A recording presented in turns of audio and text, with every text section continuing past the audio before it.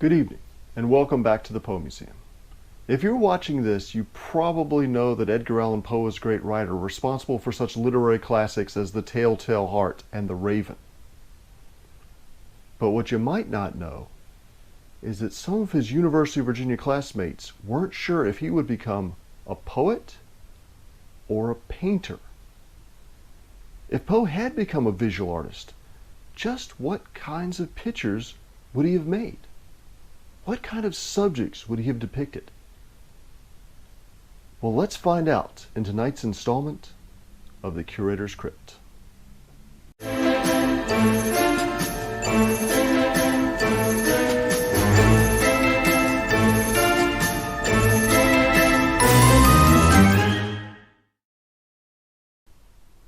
There are accounts of Edgar Allan Poe's sketching in pencil and charcoal in his teen years and doodling on scraps of paper throughout his life.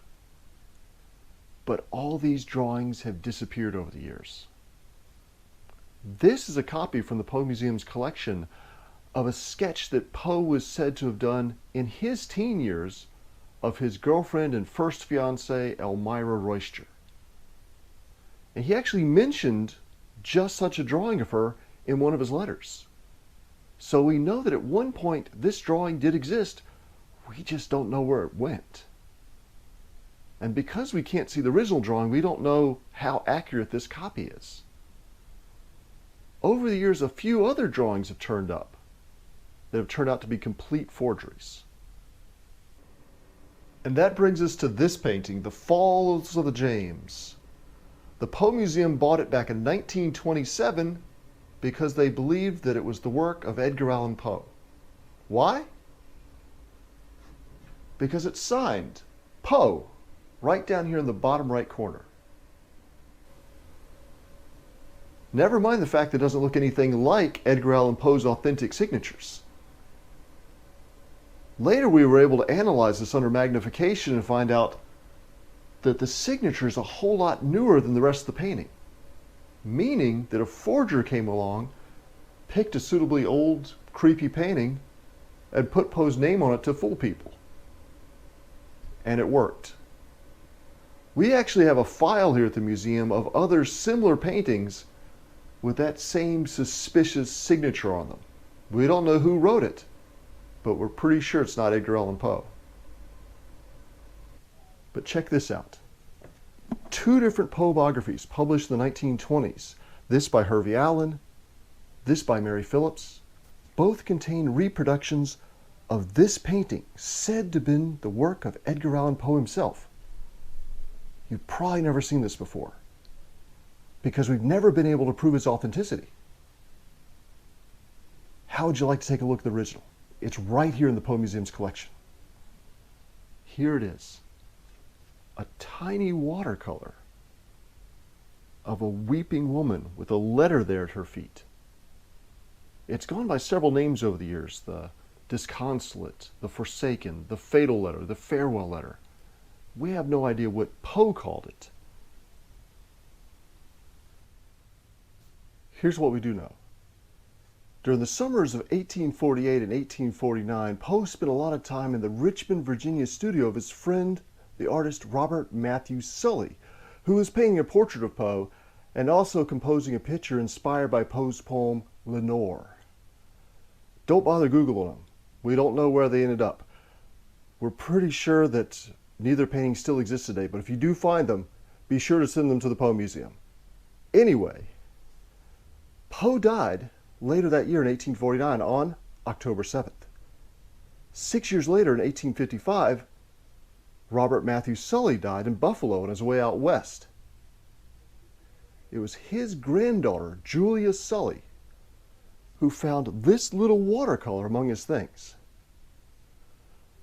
Now on the surface, we know it's a picture of a weeping woman. It's actually based on a painting by Gilbert Stuart, you know, the guy from the George Washington of the dollar bill. Gilbert Stuart's nephew, Gilbert Stuart Newton, done in 1827. Now, the artist who did this probably didn't see the original. He probably saw a mezzotint copy done in 1846 by Poe's friend John Sartain.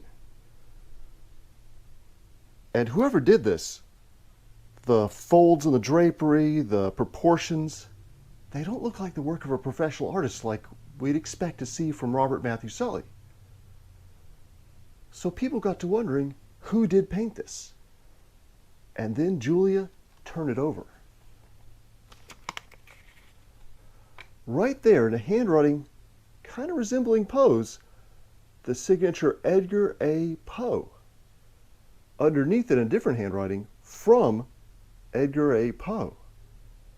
There's a little bit more writing we can't quite make out. This is a partially obliterated word right here. It looks like it says the Raven, but we can't quite tell.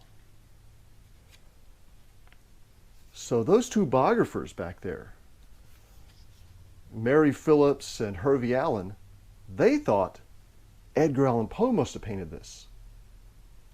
Their theory was that Poe gave this as a gift to his friend Sully.